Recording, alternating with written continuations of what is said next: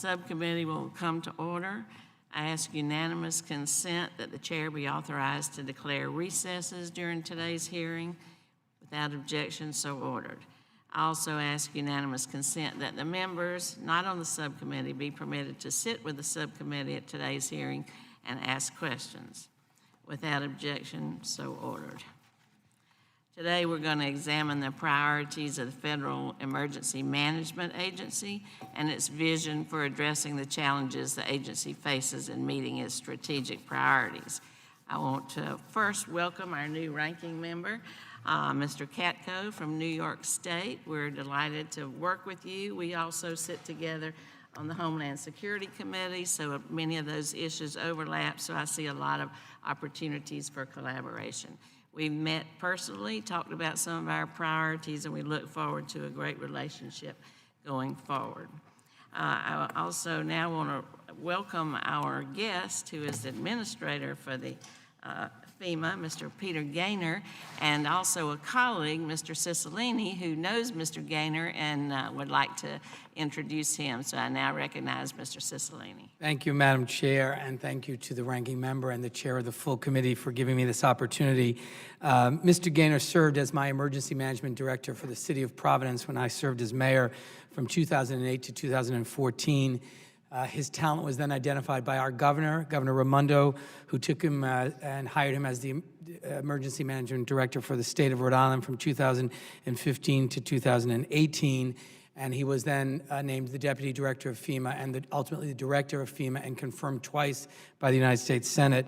He served our country for 26 years as a United States Marine, but I can tell you my own personal experience is that as an emergency management professional, he is really spectacular. And in fact, he took the city of Providence, which was a fairly disorganized emergency management operation, and made it the first city in America with an accredited emergency management agency.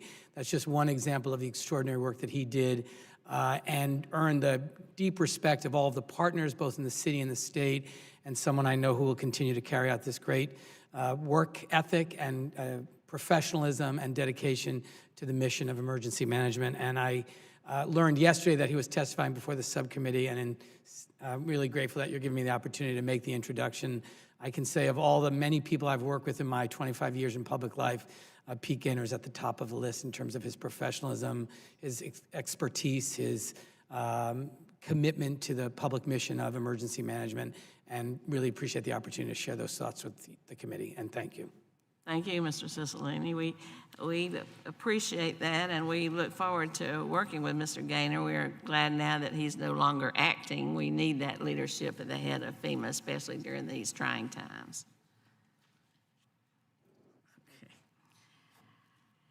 Okay. FEMA is supposed to be led by 3 presidentially appointed Senate-confirmed public servants, but here we are with only 1, so there's a lot of responsibility that's falling on your shoulders. Usually we think that it's the Senate's fault that things don't get done, but that's not the case with FEMA. The White House hasn't even nominated anyone to fill the other 2 positions.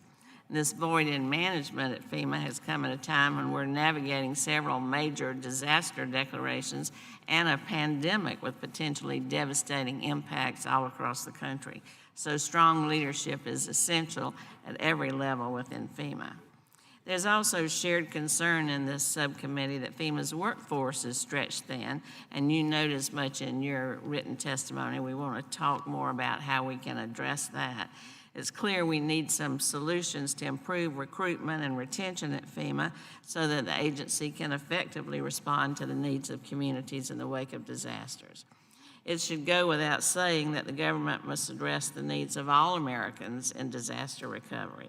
However, some of our most vulnerable populations are being neglected or shamefully overlooked by existing FEMA programs. Committee staff have met with advocates from the disability and low-income communities regarding their frustration with FEMA's attention or lack thereof to their needs in times of recovery. After years of progress on this front in response to the failures we saw in Hurricane Katrina, these communities fear that we're backsliding.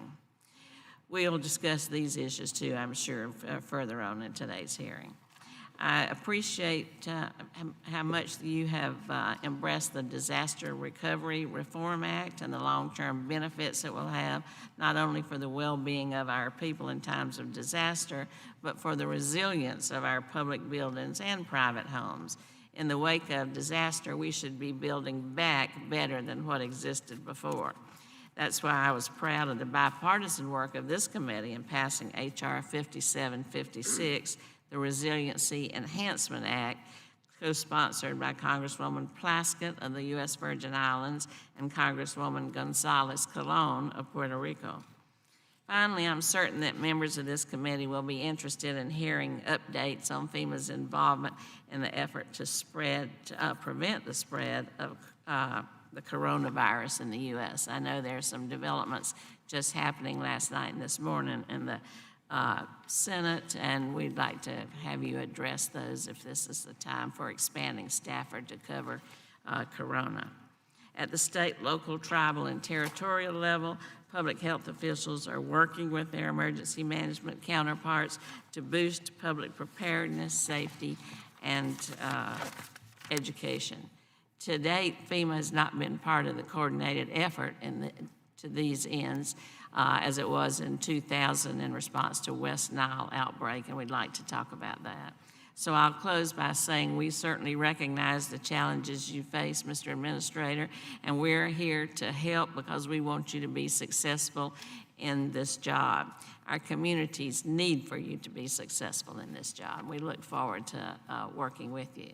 I'll now recognize the ranking member for an opening statement. Thank you, Madam Chair. I appreciate that, and I appreciate the opportunity to serve on this committee and this subcommittee. And I want to echo your sentiments that we had a very good meeting before we came in here the last couple of days, talking about how we can proceed in a bipartisan manner. That seems to be the hallmark of this subcommittee, and it's a hallmark of what we do on Homeland Security as well. So I'm quite confident that we're going to be able to work well together and do good things together. We both are blessed with excellent staffers as well on this subcommittee, so I'm excited for what the future brings for us on this subcommittee. And I'm happy to talk to you again, Mr. Gaynor. I want to thank you for coming to my district last year to talk about and look at and survey for yourself some of the disaster issues we have. And when we had those discussions last year, I think you'll recall, and we had them recently again, I voiced some of my concerns about FEMA, not so much how it's managed, but some of the Byzantine rules you have to go through to try and get disaster relief. What is considered as a disaster in upstate New York may pale in comparison to disasters elsewhere, but they're disasters nonetheless. And I want to give you two quick examples. One was Moravia, New York. They had a flash flood after a torrential rain came down, and it basically wiped out the city's, or the town's sewer and water systems and roadways and all kinds of damage. For them, it was catastrophic. For FEMA, it was a blip on a screen, and they didn't get any money. Something more severe happened recently that you were up in Lake Ontario for, and that was Plan 2014. That was implemented at the very end of the Obama administration, and it dramatically changed the regulation of water on Lake Ontario and water levels on Lake Ontario for the first time in 70 years.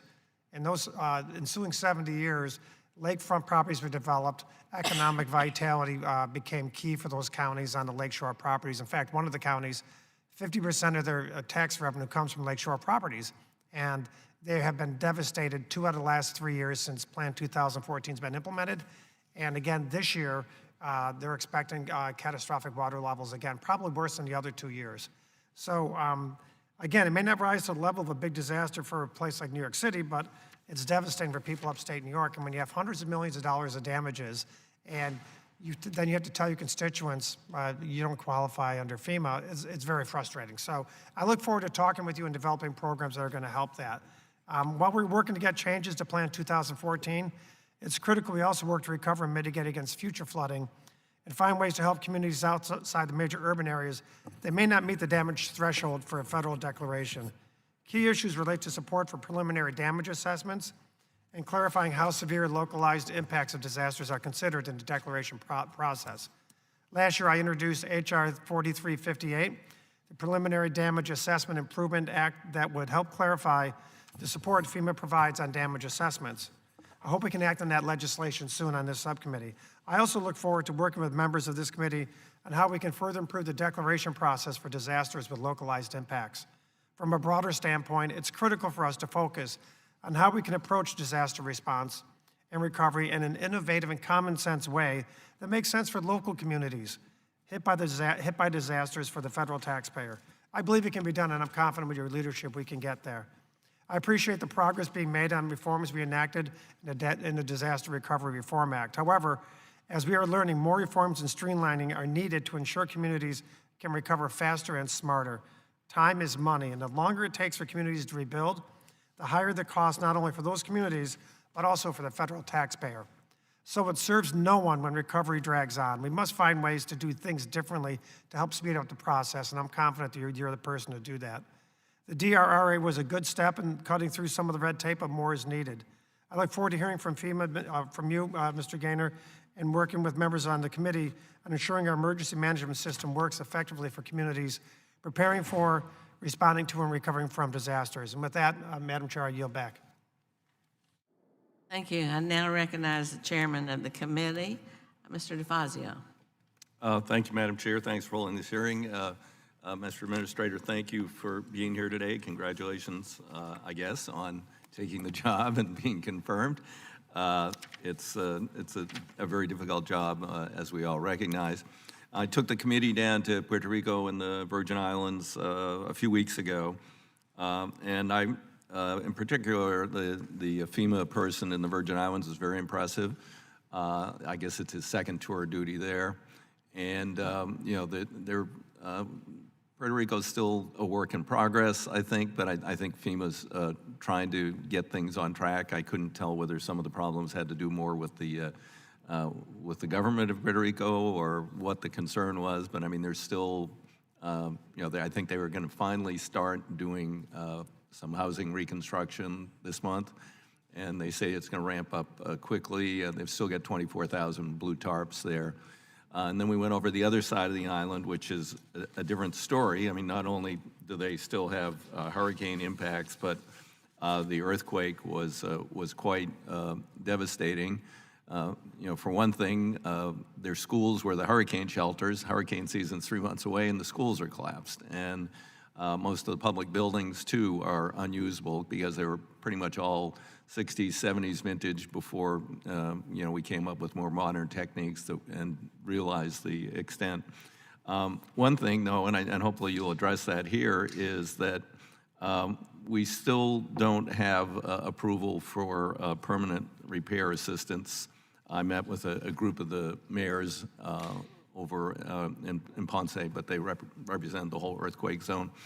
And you know, that's a concern because the public buildings have to be reconstructed and, well, demolished, then reconstructed, and the schools, and I don't know what exactly is holding that up. And another observation would be people are having trouble with records, again, particularly, you know, property records. And we adopted, after the hurricane, a self-certification document that FEMA used, but it isn't yet being used, or wasn't as of a few weeks ago, in the earthquake zone, and I would hope that we can just dust off that form and get these people the assistance they need more quickly. With that, I look forward to hearing your remarks. And also, I don't know if you'll address this or you may come up in questions, what sort of planning is going on, since FEMA has played a key role historically in coordinating among agencies in you know, SARS and some other things, whether that same role is being played today in the federal government. With that, Madam Chair, I yield back the balance of my time. Thank you, Mr. Chairman. I now recognize the ranking member of the committee, Mr. Graves, for an opening statement. Thank you, Madam Chair, and I also want to thank Administrator Gaynor for being here today, and I also want to thank the administrator for meeting with me and other members of the committee earlier.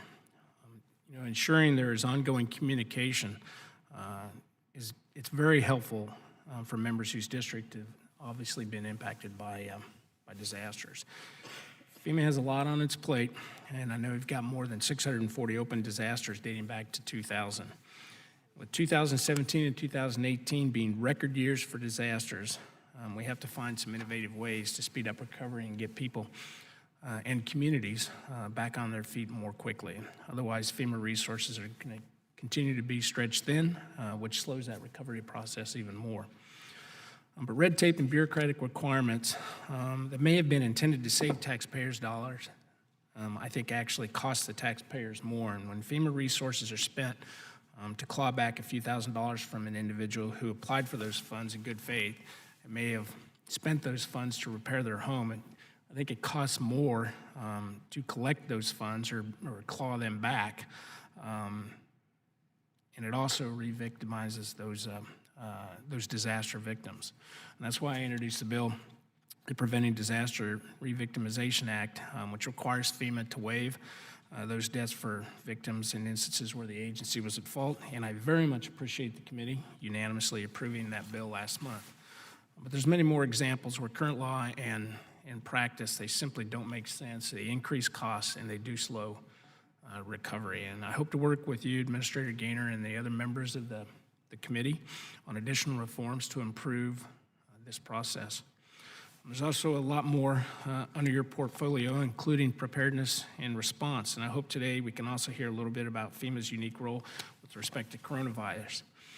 While currently HHS is in the lead, should there need to be a declaration pursuant to the Stafford Act by law, the administrator is going to report and advise the president directly.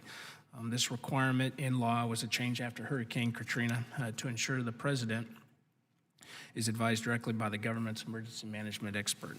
And while we hope such an emergency declaration is not needed, it's important that FEMA is at the table now so that now in case it is needed. And in case that, we just want to make sure that we have a seamless transition to FEMA as that lead agency. But again, I want to thank Administrator Gaynor for being here, and I look forward to your testimony. And with that, I yield back the balance. Thank you, Madam Chair. I'd now like to welcome our witness, the Honorable Peter T. Gaynor, who's the new administrator of the Federal Emergency Management Agency, known as FEMA. We thank you very much for being here today and for meeting with us. We look forward to your testimony. Without objection, the witness's full statement will be included in the record.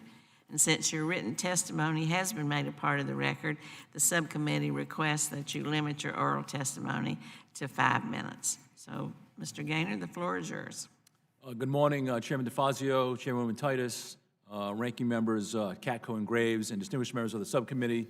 My name is Pete Gaynor, and I'm the FEMA administrator. It is an honor to appear before you today to discuss FEMA's strategic goals that will best serve the American people in 2020 and beyond.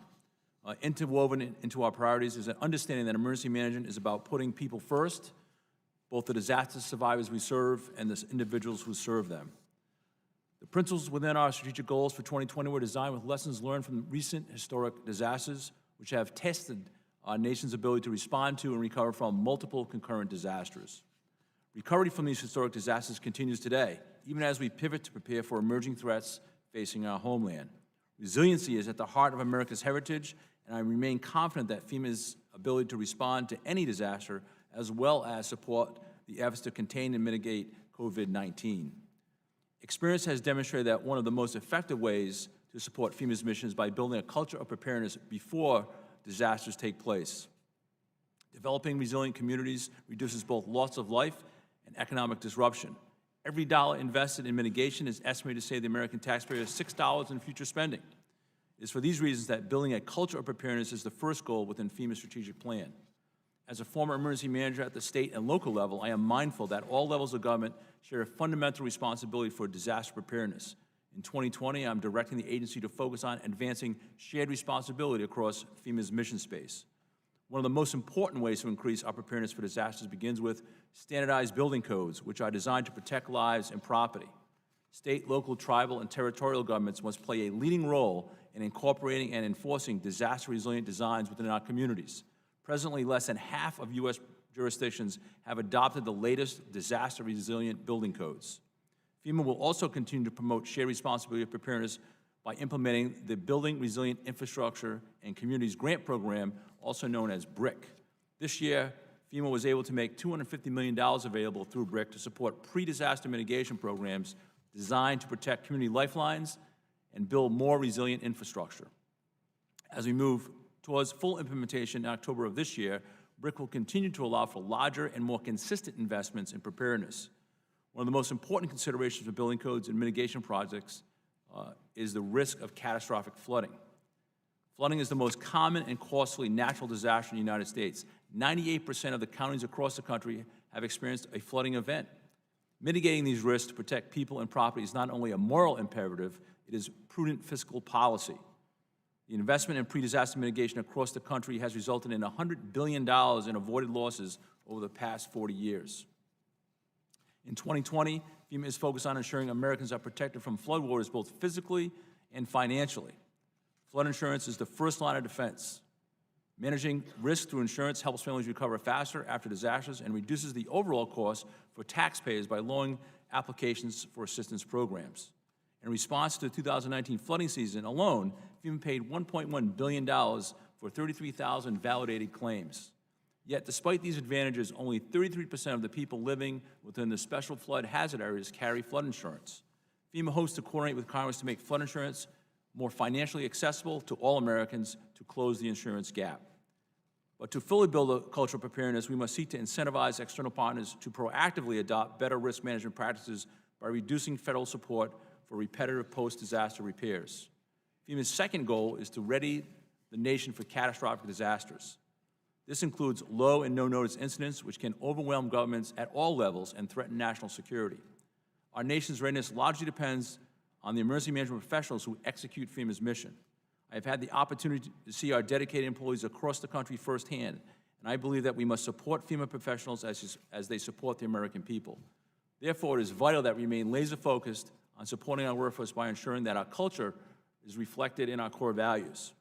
FEMA will continue to ensure expeditious and fair review of allegations of misconduct through our Office of Professional Responsibility. We will also continue to prioritize our workforce and that our workforce and leaders better reflect the diverse nature of our country. The final goal in our strategic plan is to reduce the complexity of FEMA. FEMA must be adaptable to meet the needs of disaster survivors, and we must ensure that assistance programs are accessible by making them easier to navigate. Recovery funds currently come from 17 different federal agencies, and FEMA does not want to burden survivors by adding the complexity of an already intricate system. One of the most effective ways to reduce complexity of emergency management is to reduce the over-reliance on federal government in the first place and to better empower states and municipalities with the tools they need to manage smaller-scale disasters. We are eager to work closely with Congress to increase this shared responsibility across the nation, whether it's increasing preparedness, readying the nation for catastrophic disasters, or reducing the complexity of FEMA. Increasing the shared responsibility of emergency management at all levels of government is critical to our success. Emergency management works best when it's locally executed, state-managed, and federally supported. I'd like to thank the lawmakers here today for providing FEMA with the resources to build a prepared and more resilient nation, and thank you for the opportunity to testify, and look forward to any questions you may have today. Thank you, Mr. Administrator, for being here. We appreciate your testimony. We're now going to move on to member questions. Each member will be recognized for 5 minutes, and I'll start by recognizing myself. Administrator Gaynor, you discussed the need to grow and retain your national incident management workforce. We're spending millions of dollars to train these folks, only to see them then leave their jobs. Based on the briefings we've received over the last year, any gains FEMA made in achieving growing its workforce have been offset by relatively equal numbers of people who are leaving. You've been at the agency and at this kind of work for a long time. I wonder if you have some plans, what you're thinking about keeping these public servants from leaving after they learn the skills to deal with disasters, and have you explored seeking similar return to work protections that Americans interested in serving in disasters could have, similar to the National Guard and military reserve. So when they go off to duty, when they come back, they have a guaranteed job, something like that. Yes, ma'am. Thank you for your question.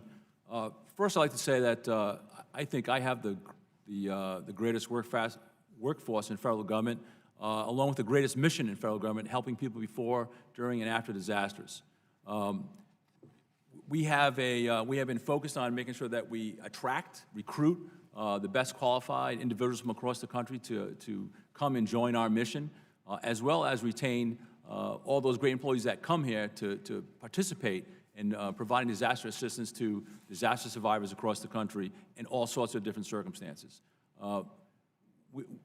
This has been one of my first goals, even as the deputy at FEMA, deputy administrator, and it continues to be my goal today to make sure that we have a diverse, ethical, integrated workforce from the beginning. And so I have a number of different initiatives going on within our mission support branch to focus on retention, retaining, a career path, and again, we put a lot of money and invest a lot of money into our workforce, and it is our number one priority. Without people, it makes it extremely difficult for me to deliver any kind of mission, so this is my first priority. That's great. We often see pictures and hear stories of heroes during times of disaster, and we hate to lose them or not get them in the first place because they're afraid they'll lose their job, and then what will they go home to? Yes, ma'am, and for you, Sarah, I think we would love to have a conversation with Congress about moving that forward. Again, a large majority of my workforce are reservists, about 12,000, and these are the people I count on every day to leave their homes, go to the field, and again, provide that disaster assistance to our disaster survivors. So again, a critical part of our workforce. Well, great. We look forward to working with you on that. My second question, and this is something I noted in the opening statement, is I'm concerned about what appears to be backsliding with FEMA's work with people with disabilities. The Office of Disability Inclusion and Coordination was established a decade ago, but the administration seems to be pulling back in their efforts with the community. The ODIC is absent from the weekly National Disability Stakeholders calls. They're consistently absent in any discussion related to emergency. And the Emergency Preparedness Report released last fall, which guides FEMA's mission, makes zero mention of people with disabilities.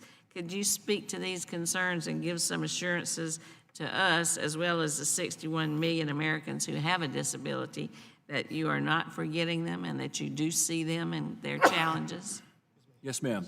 The Office of Disability Integration works directly for me. The director and I have traveled on numerous times to communities to make sure that we are connecting with that community. I have a sister who has a disability, so this is at the top of my priority list, making sure that we serve everyone, to include those with access and functional needs. The office has conducted numerous outreach to dozens of different stakeholders in the community. Wounded Warriors, National Council on Disability, National VOAD, who represents 70 or 80 different volunteer organizations. I believe that our outreach is comprehensive. We also have the ability to send disaster integrated, disability integrated employees to disaster sites to make sure that we're taking care of those disaster survivors who need it the most. I'd be happy to provide you or any member of the committee a brief from my team on all the things that we're doing to improve the connection between disaster services to those with access and functional needs. Well, I think that would help reassure folks, but also maybe you could direct the Office of Disability to get on those national stakeholder calls, and that would be an improvement as well. Yes, ma'am. Thank you. Now I recognize the ranking member for 5 minutes. Thank you, Madam Chair. I appreciate that. I'm going to kind of give you a fact pattern, and then maybe we can work from that fact pattern because I think it'll be instructive here. I mentioned Plan 2014 in my opening statement, but I just want to kind of give you a couple of examples that have happened.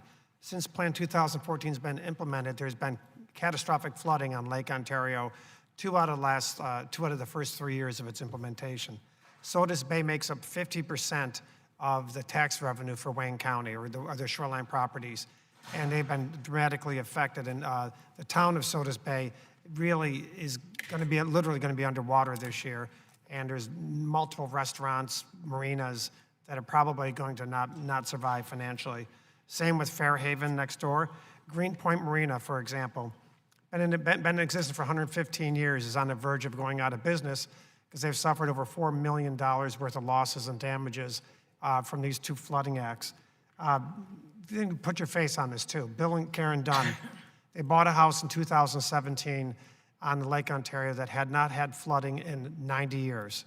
And 2 out of 3 years, our house has been underwater. And they are not wealthy people. And this is going on across the 200 miles of Lake Ontario shoreline.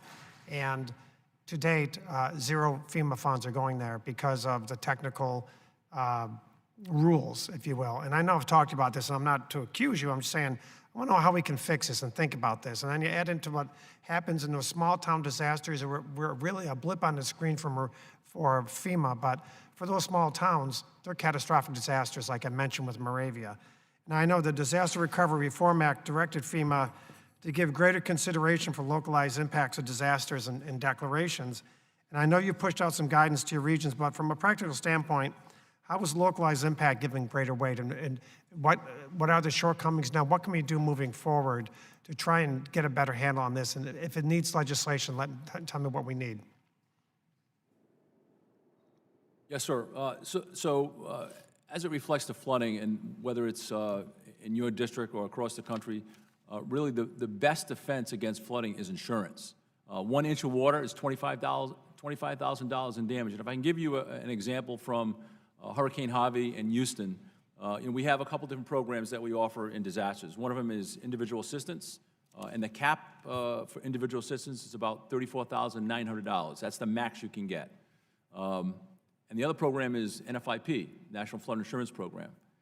The cap on that is $250,000 for the structure and another $250,000 for the content.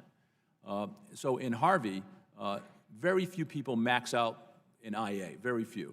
The average IA check that we sent to disaster survivors was about $6,000, average. If you had flood insurance, the average check that you got from the insurance company, NFIP, was about $119,000. And again, the difference is dramatic. Will $6,000 be helpful in a flooding event? Absolutely. But will it help you repair or build your house back? It will be a difficult stretch. But if you had $119,000, it's a good start to getting your life back to normal. So I would just implore everyone, again, this is the insurance gap that I talked about, is flood insurance is your best defense. Average cost for an insurance program is about $700 across the nation. And you can get that through your local insurance adjuster, so it doesn't matter. Does that go up if there's continuous flooding that's evident? Say that one more time. Does that go up, the premiums go up if there's continuous flooding of it being happening? Again, I think you would have to call your insurance Okay, we'll broker check to that out. kind of Okay. get the details about where you live and what your risk is. I mean, I don't want to give any specifics on it because it is, I think, house by house. But again, essentially, it's the best defense. When it comes to localized impacts, we have a series, 6 things we look at, and we want to give greater weight to localized impacts, but that doesn't necessarily mean greater weight on localized impacts wins every time. I think there's a tension between localized impact and the capacity of a local community or a state or a county. Okay, applying what you know about Lake Ontario and what's been happening up there, do you foresee possibly seeing a different result than what they've had so far, which is basically nothing? For an award? Yes. Well, again, sir, it's based on damages and eligibility, and you know, we do this, it's called a disaster or a pre-disaster assessment on damages. I'm getting run out of time, so I just want to interrupt you real quick. There's literally hundreds of millions, if not billions of dollars worth of damages on the shoreline that can be proven, but they don't fall into the FEMA bucket, and that's our concern. That's the point I'm trying to get at. Yes, sir. And so what can we do about that? There's 19 different federal agencies that have probably 90 different disaster programs. I'd be happy to work with you and your staff to see, is there another program other than FEMA that fits into that problem set that we can help with? Thank you. I yield back. Thank you, we'll work on that. I now recognize the chairman for 5 minutes. Thanks, Madam Chair. Mr. Administrator, I raised the issue of the individual assistance and self-certification,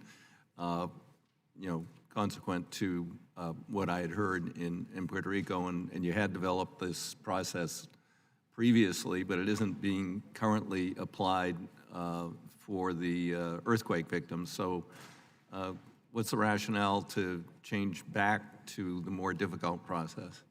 Yes, sir. I was just in Puerto Rico after the new year, and we are using self-certification, the same process that we used in Maria. There was no different. I asked that specific question to make sure that we didn't create a new program. It's been in use since days after the earthquake struck. And again, I've had direct contact with my leadership down there on this topic. Okay, well, we heard some things to the contrary when we were down there, and if you could just maybe reach back out again, particularly as relates to the earthquake. Yeah, Yes, sir. that'd be good. Also, the Chancellor of Germany said today she expects, according to her health experts, that 70% of the people in Germany will get the COVID-19, and there's really no reason that if that does happen in Germany, it's likely to happen here. And I'm just wondering what kind of disaster pre-planning, continuity for FEMA itself is being done now in anticipation that we might have a national disaster declaration. We certainly have a number of states already that have declared disasters. Yes, sir. And if I can divide it into a couple different buckets. So we are in support of HHS. They are the lead in this COVID-19 disease. And so we have, from the beginning, been providing interagency coordination, planning, analysis on a number of different things that we have a specialty in. So we've been in support from day one. I have about 30 people that work every day in support of HHS. When it comes to inside FEMA, I have 3 priorities that I've given the workforce from the beginning. Number 1 is preserve and protect the force. I need to protect my workforce because number 2, priority is be able to deliver my mission-critical missions in a degraded COVID-19 environment. So make sure we have enough people to execute our mission-essential functions. And then lastly, number 3 is support HHS and anything they need for their attack on squashing COVID-19 across the country.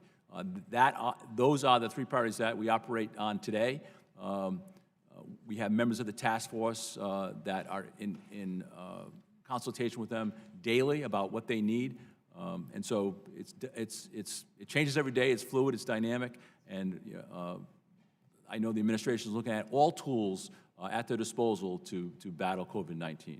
Okay, thank you. Thank you, Madam Chair. Thank you. Now I recognize Mr. Graves. Mr. Graves? Thank you, Madam Chair. Administrator, thank you for being here. I appreciate the opportunity to meet with you again. And as I told you last time, I'm not sure how many people I'd wish that job on. That's a tough job that you've stepped into, and you've inherited an awful lot of disasters that are going on, as the ranking member noted earlier. I want to flag a few things for you. Number 1, the Disaster Recovery Reform Act that became law in 2018 and bipartisan bill that many members in this committee worked on. It had a provision in there related to rebuilding of schools and other public facilities. There's in the Stafford Act, it says that each facility that floods is to have a $500,000 deductible.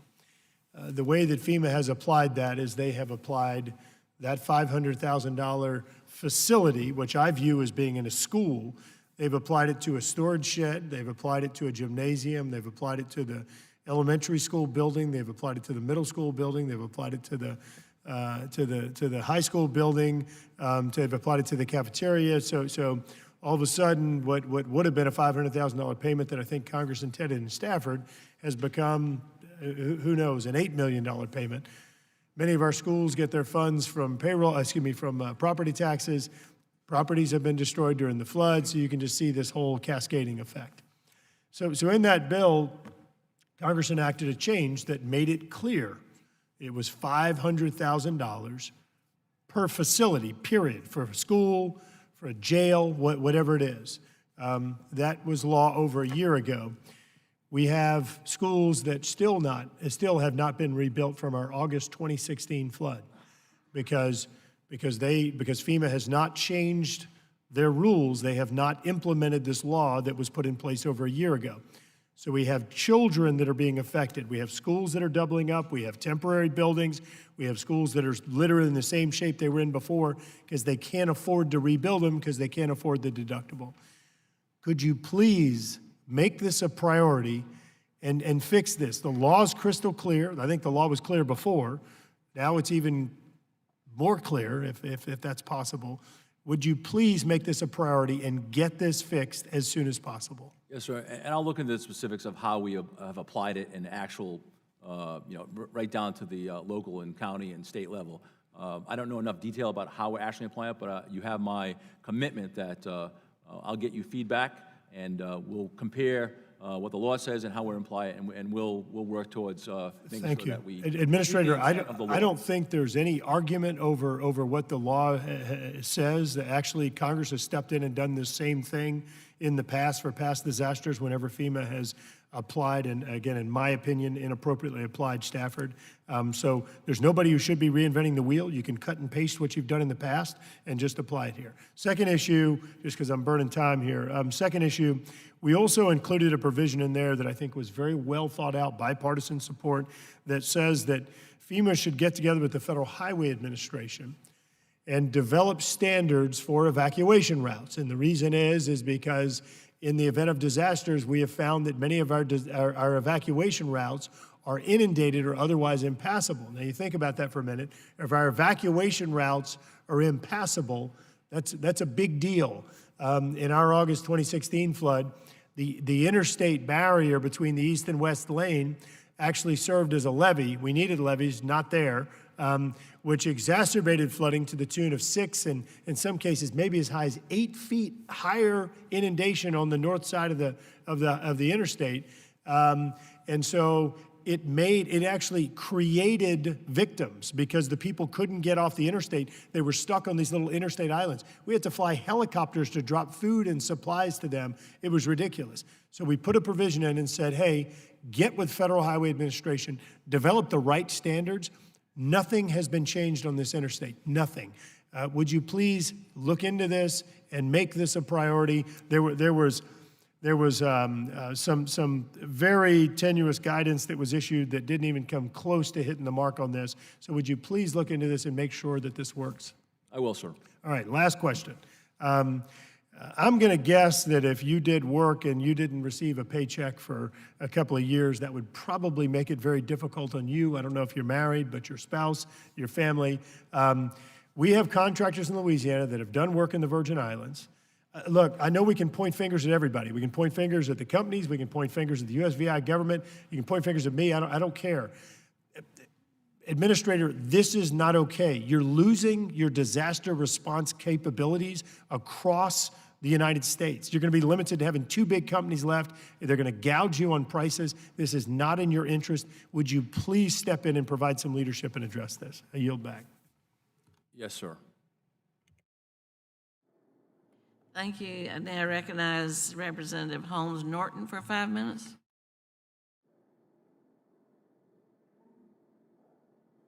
I very much appreciate this hearing, Madam Chair.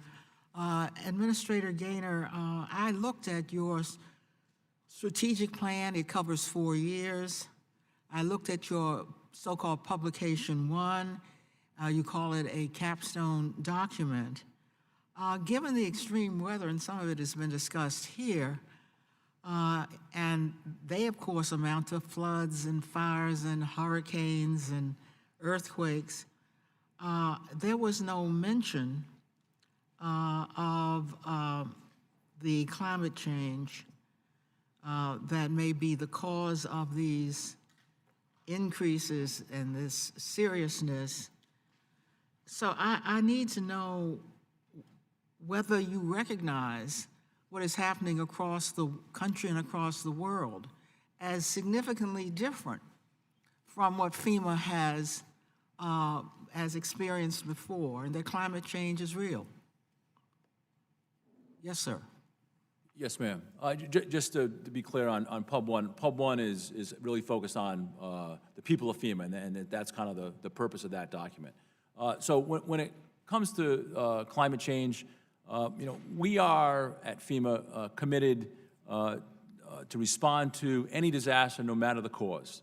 But that doesn't say we don't embrace a changing climate. We look at every mitigation plan in the United States at the state level is required to address changing conditions.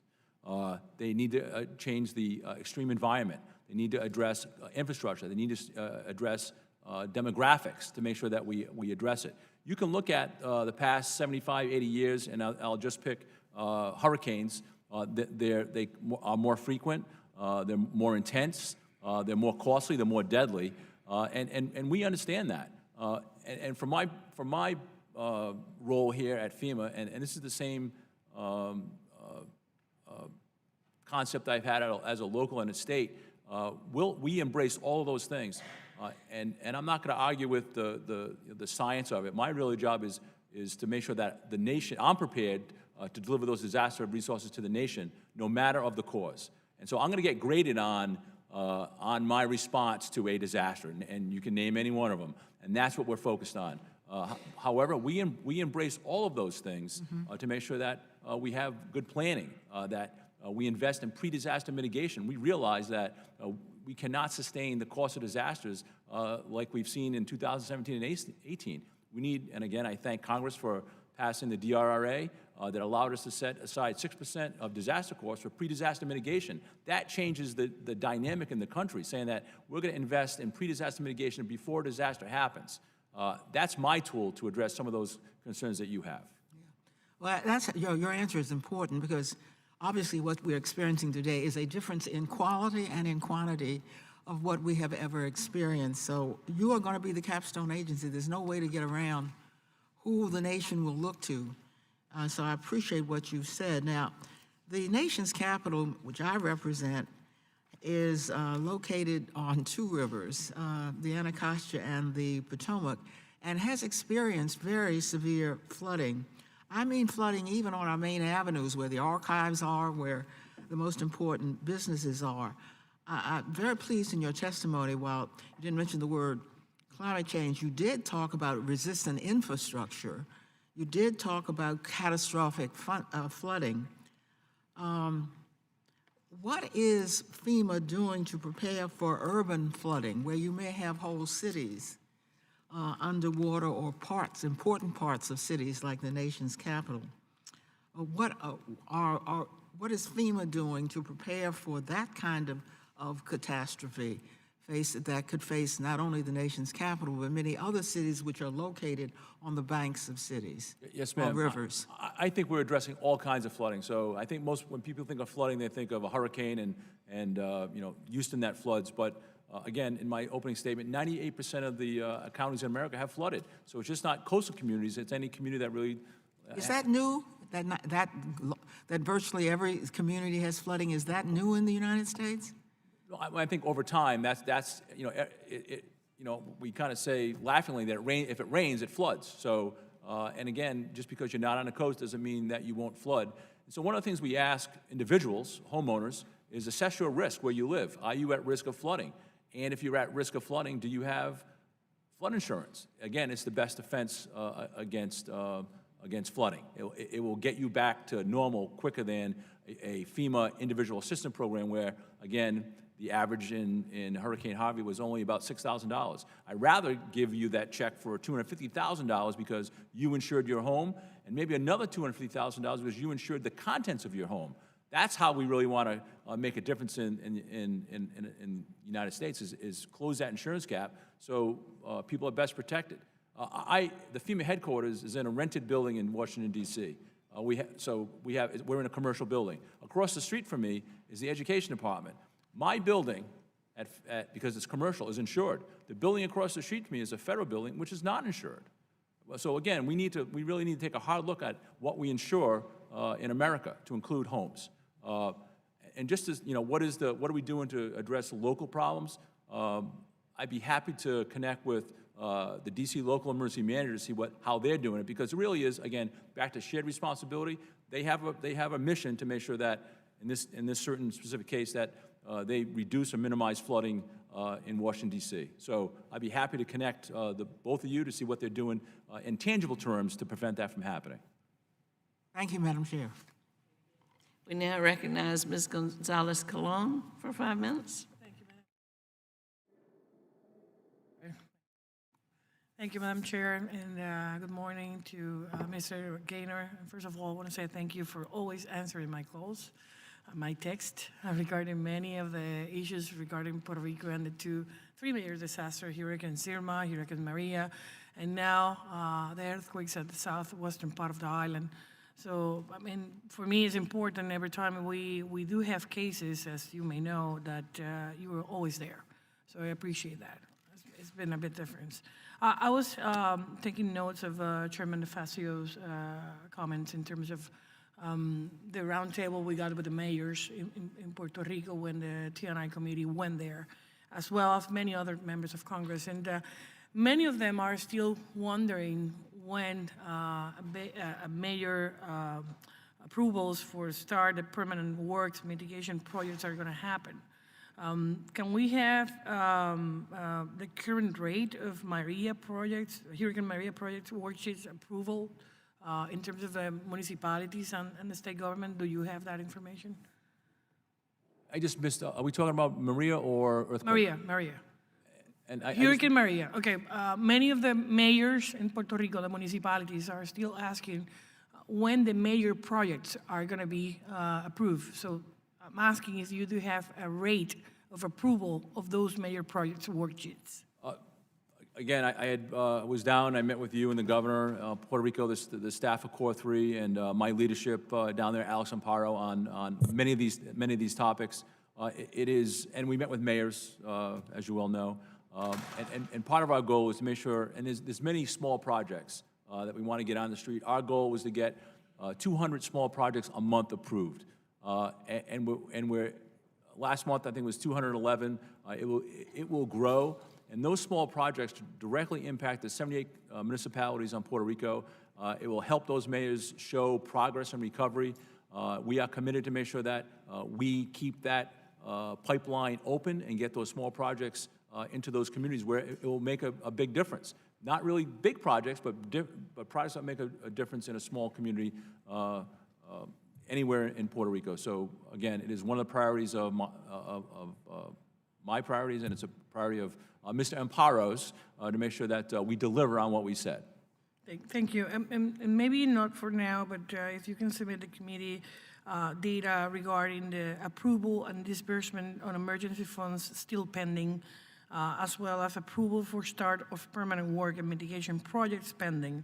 If we do have that rate of all the projects that are being approved, not just the small projects, but the major projects, because that is still one of the concerns.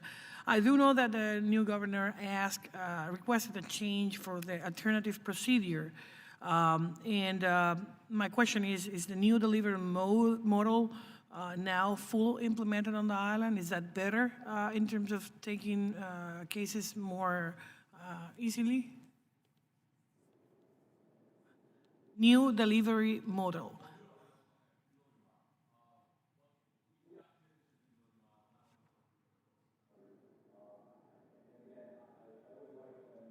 I think you need to turn on your mic. It's on. Oh. Okay, perfect. We are committed to that model. It works in Puerto Rico. It took, we didn't have it from the beginning. We kind of did it midstream, but I think now it shows results. And I always smile when a mayor knows the exact process in that. I think in Puerto Rico they call it the snake. That where their projects are, what phase they're in, and when they can expect it to again be a tangible result at the end of that process. It's been a long slug in Puerto Rico, and I get that. And recovery is never fast enough for disaster survivors, and it's not fast enough for us. I think we've made major headway in the past 6-8 months on policy, process, rules, and you'll see here shortly major projects be approved and on the street. We've done all the work, we've done all the scoping, we've settled on all the rules about how we're going to treat all these different sectors, or whether it's the electrical sector or health or education. All those rules have been agreed to, and now you'll see that model put out results, and I think that's what we're all looking for. And again, we are committed to the recovery in Puerto Rico. Thank you. Do you see that happening before the 3rd anniversary of Maria in September of this year? Major projects being expedited or beginning? I do. You'll see, I think you'll see the first major projects shortly. Yes, ma'am. Thank you, Madam Chair. I recognize Representative Johnson for 5 minutes. Thank you. Administrator Gaynor, the President's fiscal year 21 proposed budget cuts the Disaster Relief Fund by over $12 million, an almost 70% decrease from DRF's fiscal year 20 allocation. How would the proposed budget cut affect FEMA's ability to carry out a culture of preparedness, ready the nation for catastrophic disasters, and streamline the complexity of the agency? Yes, sir. I think the cut is reflected in FEMA receiving a supplemental either in the budget year or the previous budget year that made us redo the math. Today, I have $42 billion in the DRF. We are healthy when it comes to having enough money to deal with all the disasters that are on the books and all the disasters or the next coming hurricane season. We have enough money in there to respond to and recover from a number of disasters that we're working on or a disaster that may beset us in the next year. Thank you. Trump's budget also calls for a $163 million reduction to the flood hazard mapping and risk analysis program. Since flooding is the most common and most costly disaster to repair from, how would the agency plan to execute flooding mitigation plans in lieu of such drastic cuts? Yes, sir. And again, I think the cut is just reflective of how much progress we have made on flood mapping. We have 100% of the most highest risk flood areas in the United States mapped. We have about a third of the entire catalog mapped for the United States. There's another third that are at low risk, areas that have no people in them or have no risk of flooding that would impact either facilities or individuals. We'll work through that, and then we have another third that we have to map. I think we have sufficient funding to do mapping over the next couple of years. We actually map about 20% a year, and so maps get refreshed every 5 years. So we do 20% of the catalog every year, and then every 5 years the entire catalog is updated. Sure.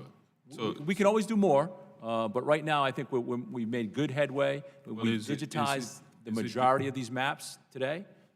Well, is it your testimony that $163 million cut from the flood hazard mapping and risk analysis program would not hurt your efforts? I think is that part your of it testimony? I think for us it's a capacity issue. I think for the amount of work we have in front of us, the amount of people assigned to it, the amount that we have today is sufficient.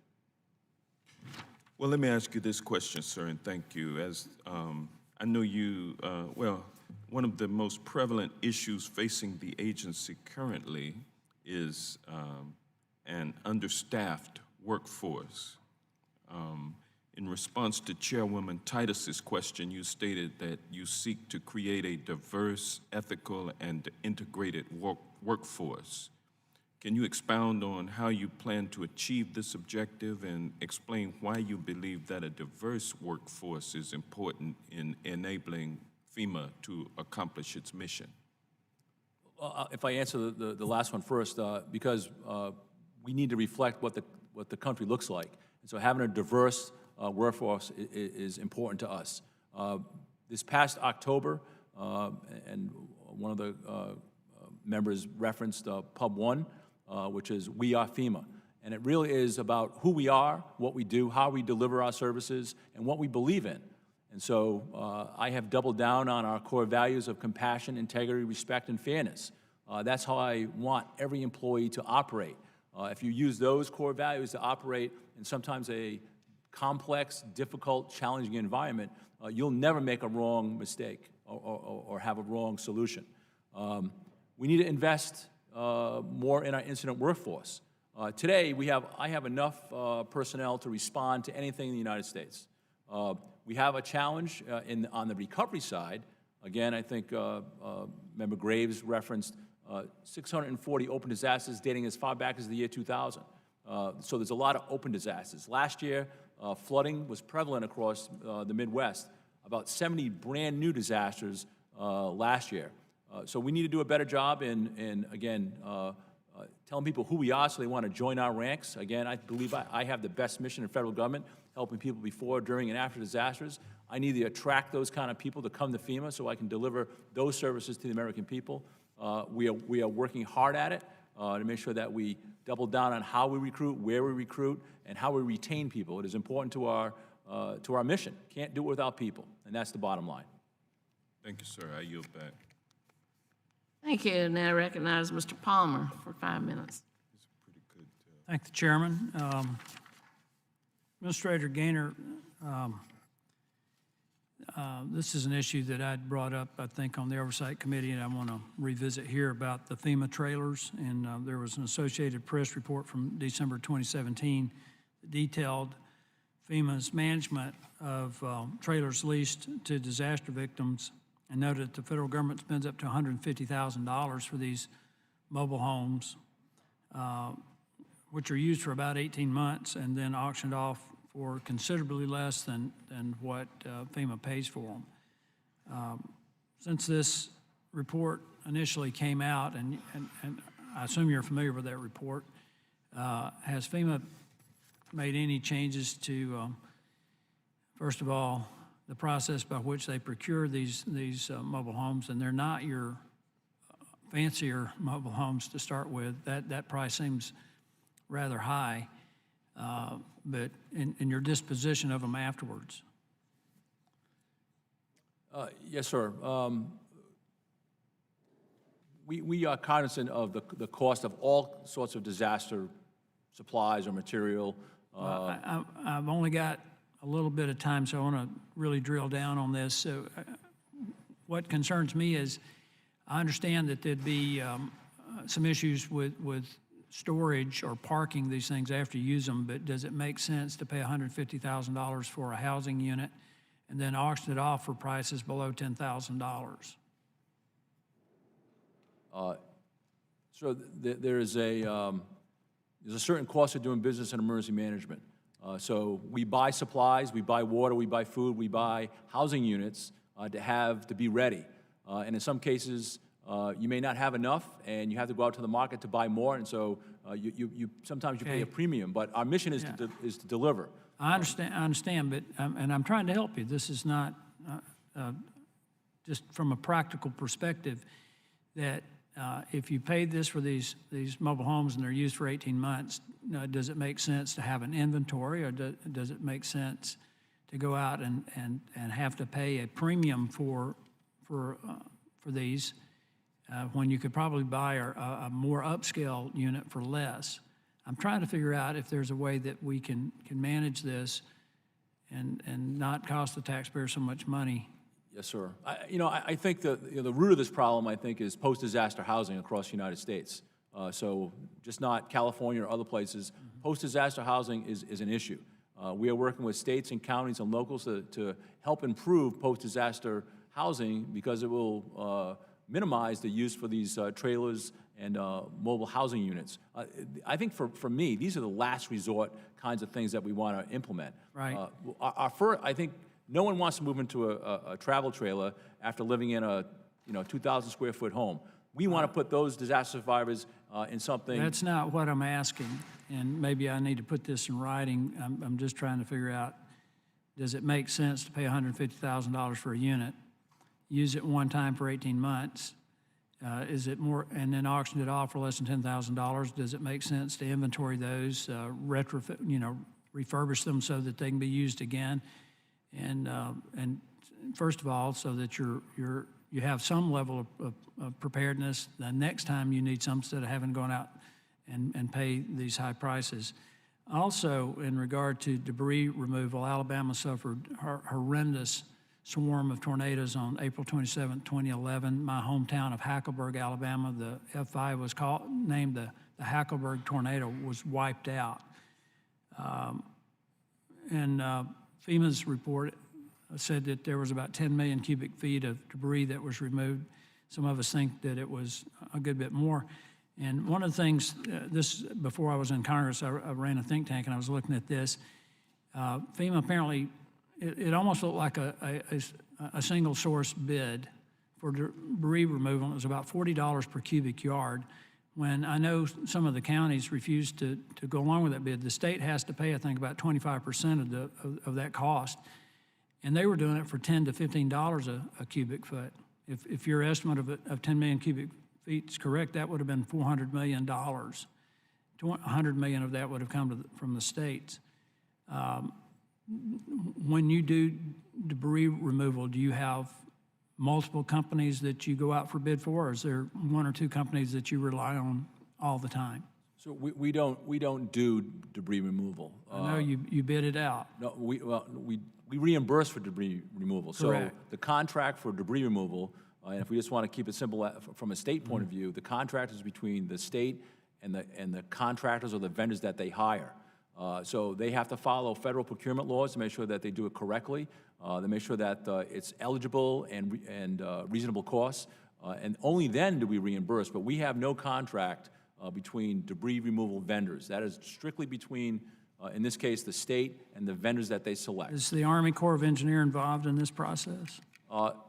Someone gave them this contractor and led many of them to believe that they needed to go this route at $40 a cubic yard when I know for a fact that they were, the counties who refused to do that were getting it done for $10 to $15 a cubic yard.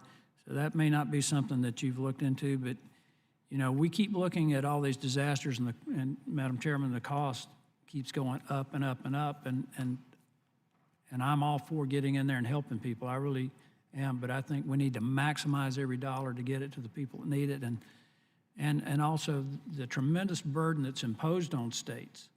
We need to be aware of that because it's not just the federal government, it's the states as well. I appreciate your indulgence, and I yield back. Now I recognize Mr. Garamendi for 5 minutes. Thank you. The gentleman is quite correct. It is the regulations that basically require the hiring of a company that has previously done it. In California, in one of the fires, it was a Tennessee company that came all the way to California to do it at a very, very high cost. And this does need to be looked into. Thank you for raising that question, and we'll follow through. Administrator Gaynor, thank you for being here and taking all of these questions. We've heard from many communities in my area that the financial recovery projects, the permanent work, they cannot afford the upfront cost. Waiting for reimbursement from FEMA is just an impossible situation. Often they just let it go. The 2013 Sandy Recovery Act, Congress established the so-called Section 428 alternative procedures under FEMA's Public Assistance Program, allowing your agency to fund major disaster recovery projects, so-called permanent work up front, in exchange for the state accepting a binding cost estimate for the project. However, many localities facing these cash flow problems following disasters do not participate in the Section 428 alternative procedures. My question to you, does FEMA agree that Section 428 is underutilized by the states, and why might that be the case? Yes, sir. Well, it's not mandatory, I think, is the first case. It's not mandatory that you use it. However, we champion 428 wherever we go. And it is a better way to do business. And it really is a difference between 428 agreeing on a fixed cost, and the traditional way is actual costs. And I'll give you an example. There's a disaster in the South that we're still working on, and it's from Katrina. It's 14 years old. It's still open. I'm still paying on actual costs because with actual costs, there's no incentive to actually close the disaster or speed the project, right? Because the federal government will pay the entire bill on that. 428 is fixed costs, where, like building a house, you agree on the cost of that house, And if it runs over, then, and again, I just use the state is on the hook for that overage. But if it's under, you get to use that money for other projects. And I think that, and again, that's a great incentive to speed recovery and to save taxpayer dollars. You have that right, and by raising the issue of a cost, you and I had this discussion beforehand, if we were to move more aggressively in this and you had a cost estimate up front, it was agreed that that would be the cost the county or the state would then proceed. That then would allow the FEMA to make periodic payments. For example, when the contract was signed, 10%, and then when some of the work was done, periodic payments, and at the end, you do the audit and get it done. I really would urge you to move in that direction and provide for these periodic upfront costs. It might be better for everybody, and your 14 years at FEMA, at Katrina, would not happen again. So please give that your consideration, and we'll work with you to accomplish that. And by the way, I have a piece of legislation that would urge you to do it even more, and that's HR 6071. Write that one down. We're coming to you to get it done. Wildfire mitigation, a clarification on it. Presently, you can relocate buildings that are in a hazard area. Would you please confirm that FEMA's current interpretation of the federal regulation that allows you to do this, to relocate destroyed facilities due to the risk of wildfire or other hazards, not just floods? Presently, you seem to be focused on floods and not applying this relocation alternative to fires. Tell me that's not the case. I'm not going to give you a definitive answer because I would have to go research it. But I think when you think about mitigation, we would not want to, just in a general sense, rebuild in the same place, the same structure as we previously had. So, 428 combined with mitigation, I think we want to build smarter, build up to current code standards, and look at the environment that we're building in. So, I owe you an answer about how we apply that when it comes to wildfire. Yeah. I'll look forward to your responses to both of these over time. Thank you for your work. Thank you. We now recognize Ms. Rehearsal-Powell. Thank you, Madam Chair, and thank you for having this hearing. Congratulations on the appointment, Mr. Gaynor. I want to start just by asking you if you recall a letter that I sent to you in July that deals specifically with flood insurance. I wanted to get information on National Flood Insurance Program and FEMA's new initiative of Risk Rating 2.0. I express my strong concerns that FEMA's new risk pricing model that is being developed currently is not fairly being communicated with local municipalities and being transparent to the public. And I did ask several questions, and you've mentioned that everyone should be under a flood insurance plan. And one of my questions is, what steps are you taking to ensure that all homeowners with a federally backed mortgage are enrolled in flood insurance? So I want to know, I've been waiting for months if you recall the letter and if you have any answers to those questions. I can't say that I personally have seen that letter. What's the date on it? It was directed to you, July 11th, 2019. I will, it seems overdue to me. We try to get back pretty quickly on some would letters from appreciate members. that. I will look into that. Thank you. And we took a pause on rates because we want to make sure we did it right. Because there's lots of sensitivity across the nation about the premium and against risk. Exactly. We want to make sure that. And which is why I think it's important to be communicating with the local communities, because they're extremely concerned and they want to understand what process you are following as you establish the new 2.0 risk rating plan. Yes, ma'am. And again, this hasn't been updated since the 1970s, and we're eager to actually move this along so it actually reflects risk. Thank you, Mr. Gaynor. Now, you were talking about making sure that people have flood insurance. And just to give you an idea, most people assume that people that are living in coastal communities are extremely wealthy, and that's not the case. We have hardworking Americans living in my district, along the Keys, and also in Miami-Dade County. And in the Keys, their average annual premium is $2,278 a year, so much higher than what you stated of $700 a year. And it's definitely a concern as you start developing the premiums under the risk rating 2.0. So I wanted to ask you, what steps are you taking right now to ensure affordability under this new plan that you're formulating? Yes, ma'am. So again, it goes back to risk, and I'll try to keep it simple. So if you live on the water, you would assume that you probably have the highest risk of something bad happening to your home. If you live right on, the beach and the ocean is right there, you probably have the highest risk.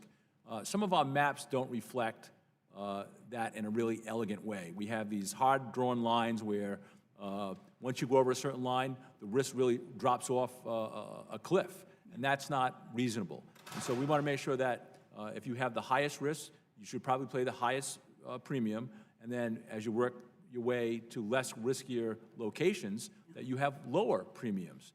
And again, our maps don't help us get there, but one of our goals is to make those maps graduated. So it really reflects reality.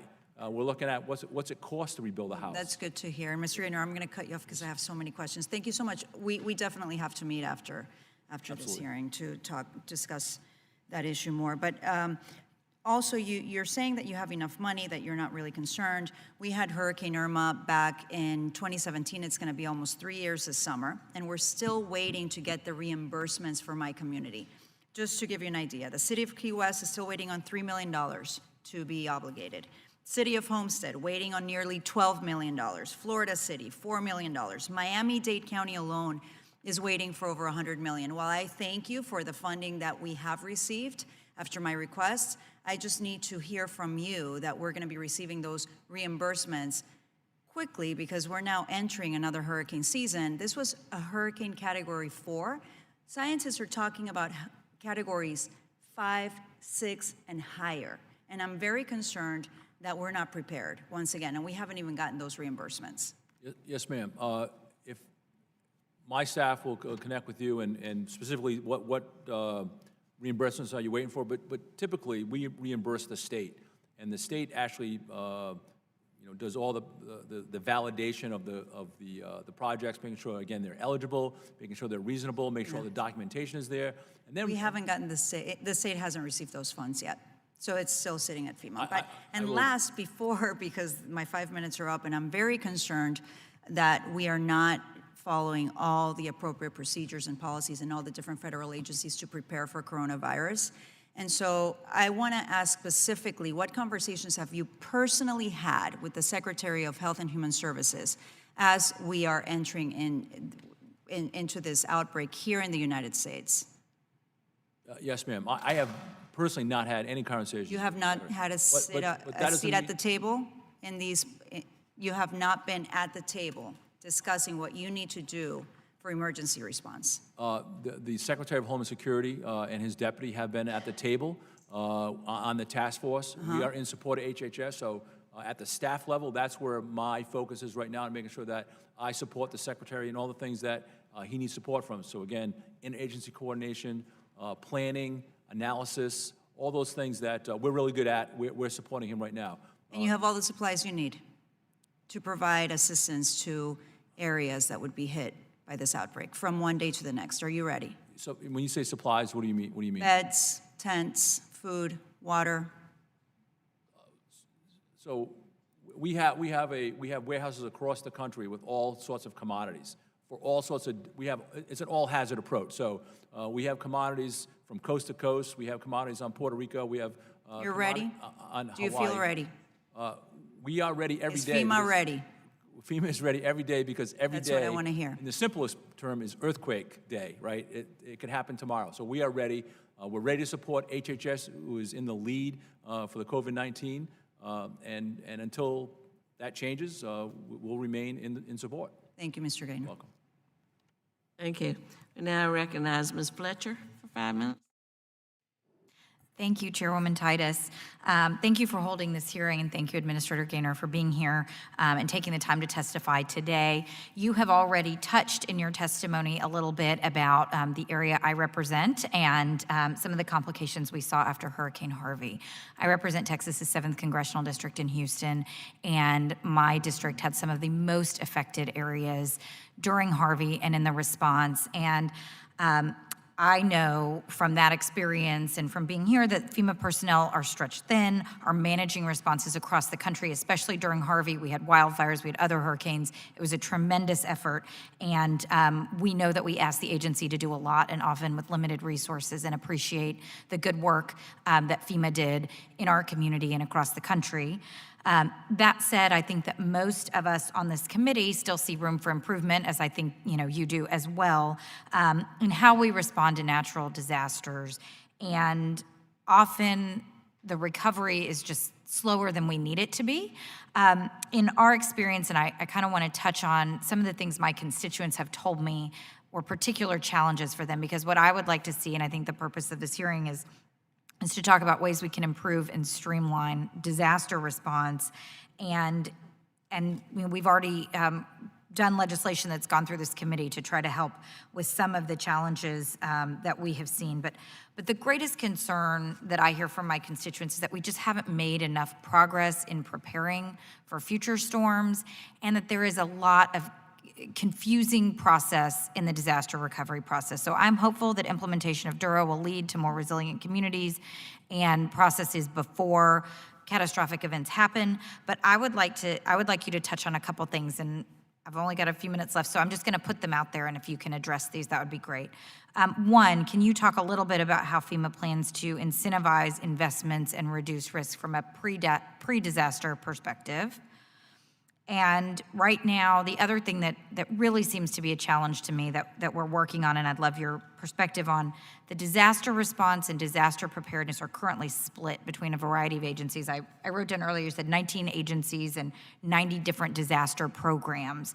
So that is often incredibly confusing for the disaster victims who are trying to navigate it, often with limited resources after a storm.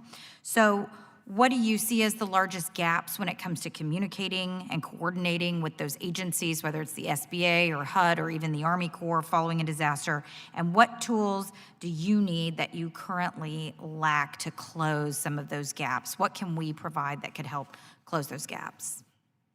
If you could just address kind of that general topic for the next couple minutes, that'd be great. Yes, ma'am. So the first question about how do we incentivize better behavior, I guess, when it comes to being prepared. And I'll go back to what I touched on before, is investment in pre-disaster mitigation. We have had a number of catastrophic disasters since 2017 and 18. It's bad, but it can be worse, and we hope that never happens.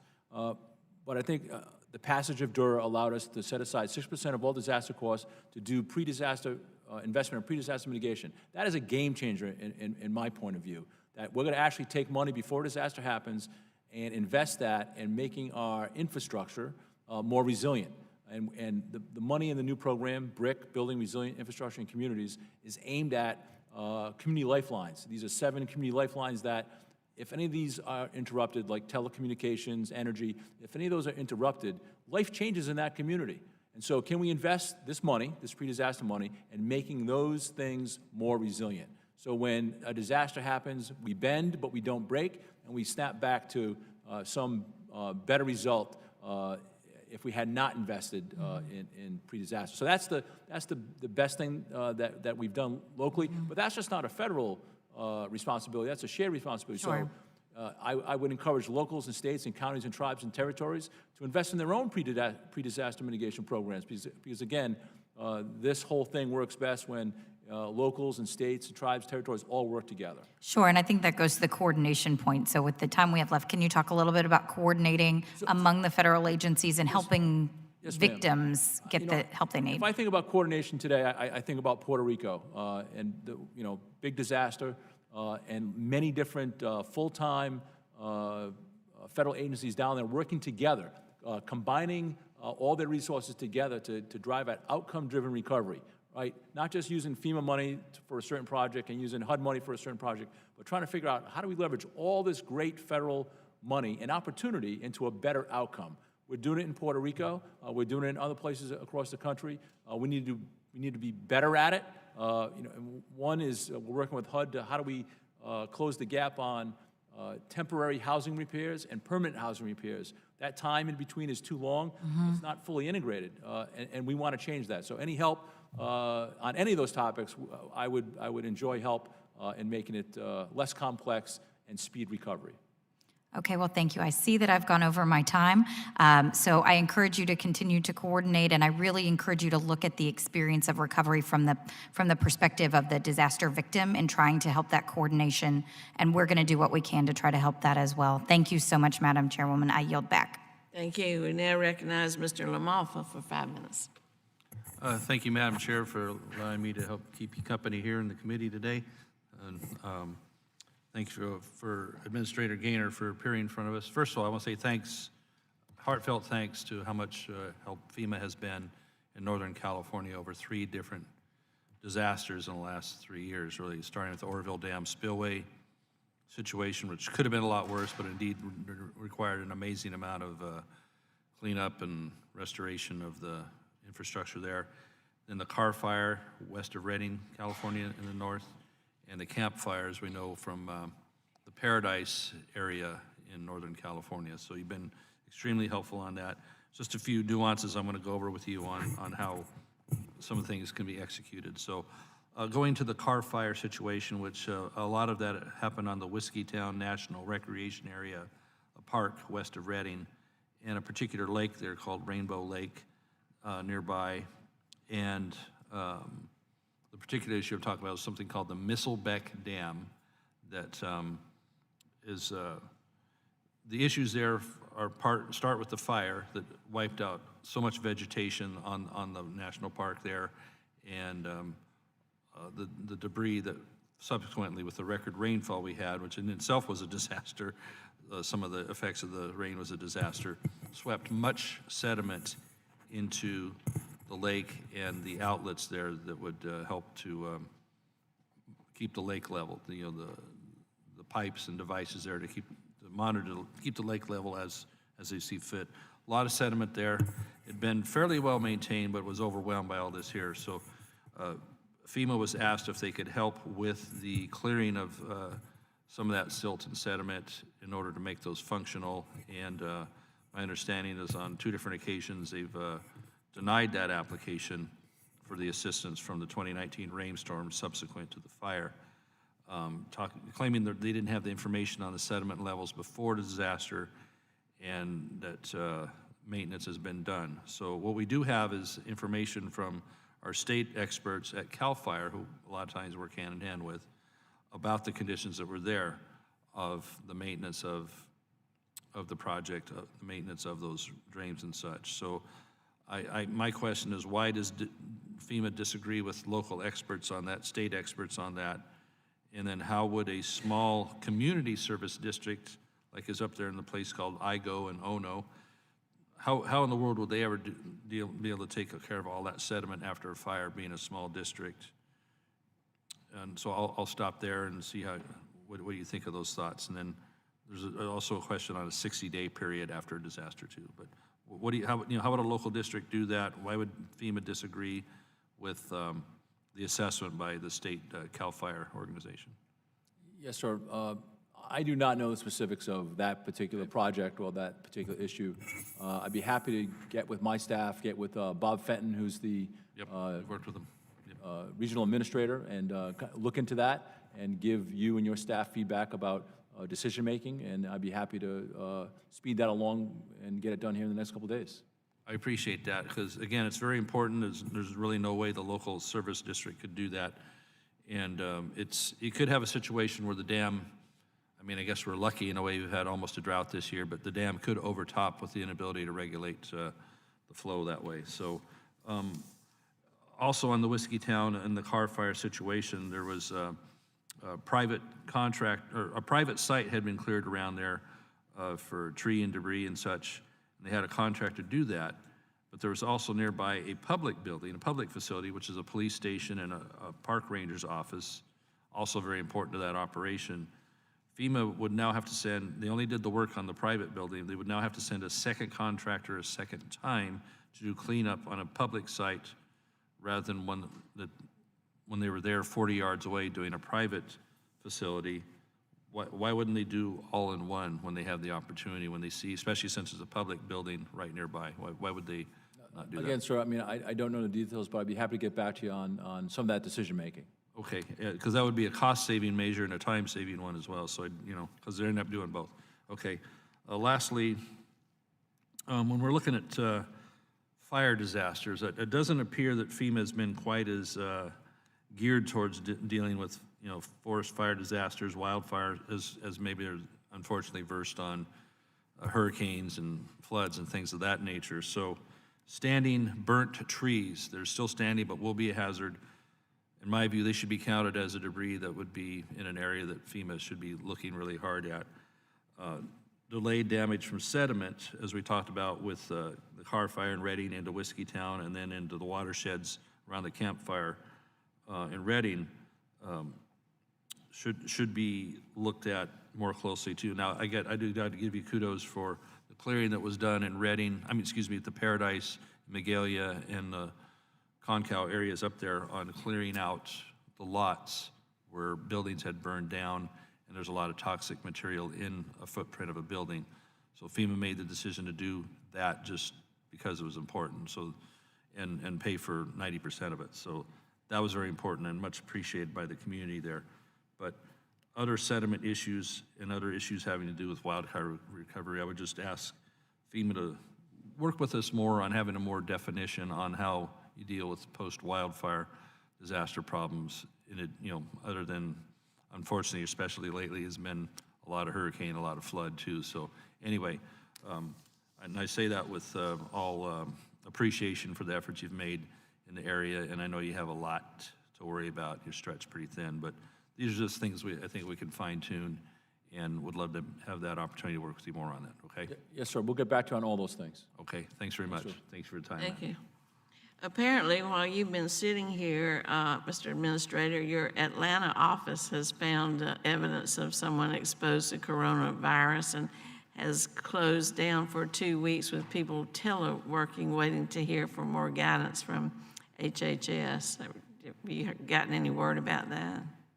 Yes, ma'am. So late last night, this is a suspected case of coronavirus. No test results back yet.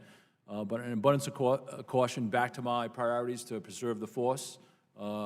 It really coincided with what we're doing today across the agency. We're actually doing a agency-wide connectivity telework drill today. So fortunately, it fell into that. So most employees were either going to telework today or work from alternate locations. And again, we want to make sure that I preserve the force so I can deliver those mission-essential functions. So it happened in Region 4 today. It's going to happen in other locations across the country. It's going to happen here in Washington, D.C. And my staff and I have been working to make sure that we have a balanced response to some of these challenges we're going to have. Again, fluid, dynamic. The first instance is not like the second instance.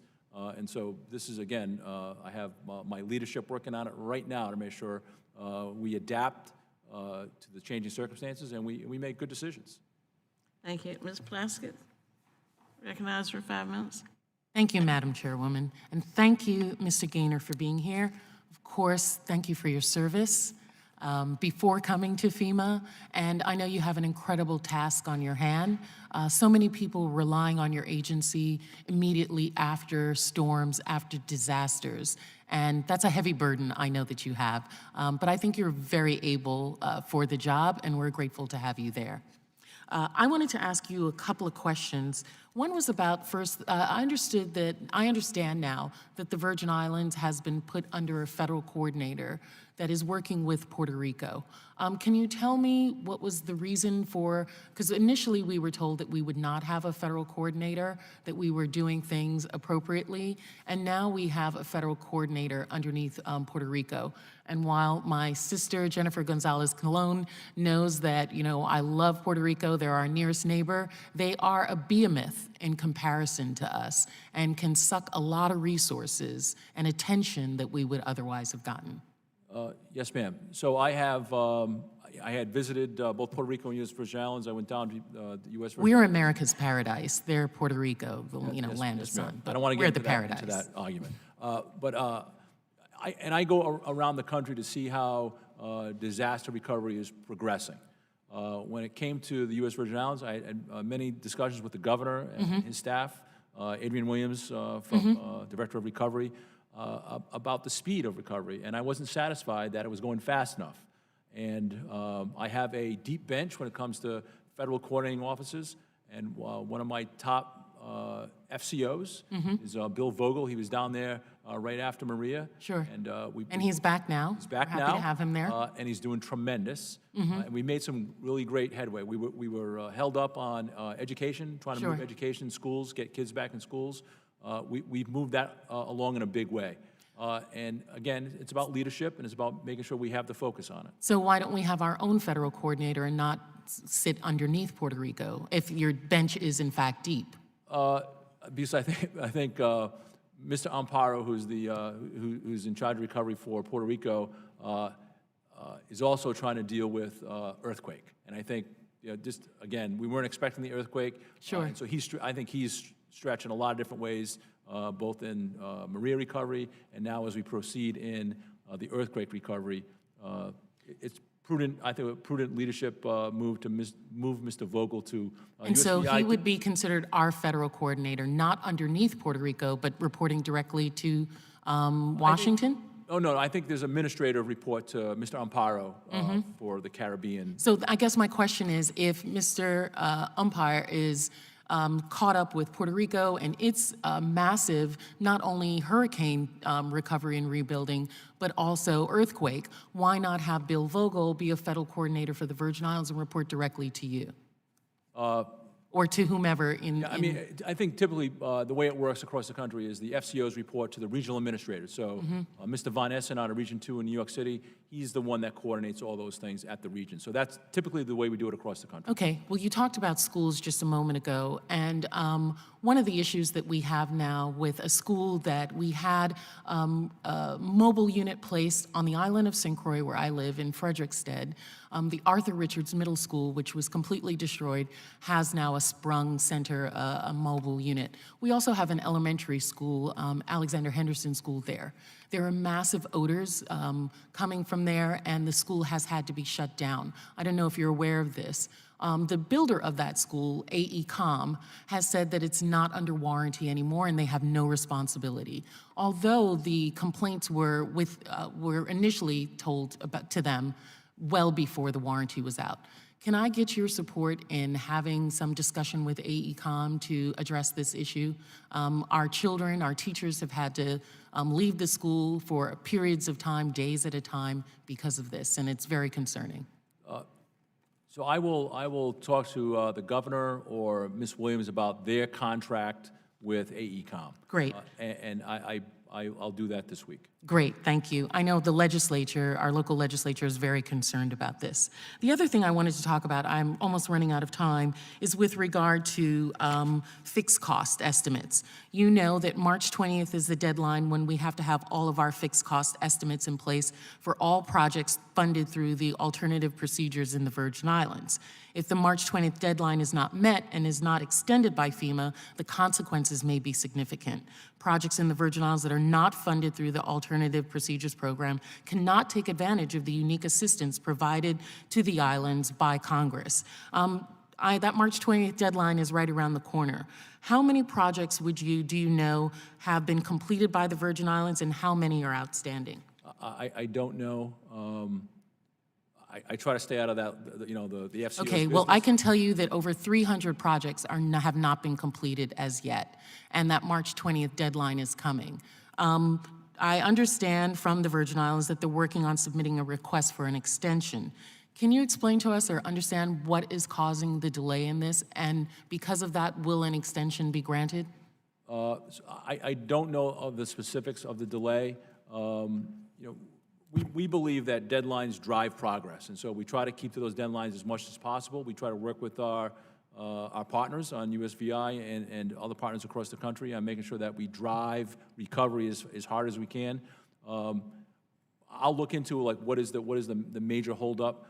Again, we work with our partners because this is a partnership between the federal government, the territory, and our other partners, making sure we move recovery along as fast as possible. I'll look into the issues and get back. Well, I'm sure you'll be getting a letter from the governor because there's no way that we're going to meet that March 20th deadline when my understanding is that maybe we have a couple dozen projects, fixed cost projects done. I know that there's limited availability of local resources, unique structural changes that need to be done in the Virgin Islands. This is a new standard that we're giving to Virgin Islands and Puerto Rico to build as it should be as opposed to as is. Right. But I do not want the territory shortchanged on this game changer for us in terms of becoming more resilient through the funding that Congress has had. And it would be imperative for you to extend that deadline for us to meet these projects. Yes, ma'am. Thank you so much for your indulgence, Madam Chair. I yield back. Thank you.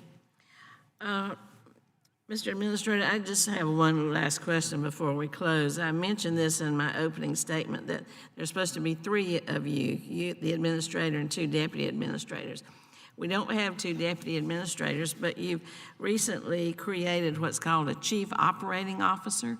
And if you look at the description of that position, it's the same as a deputy administrator.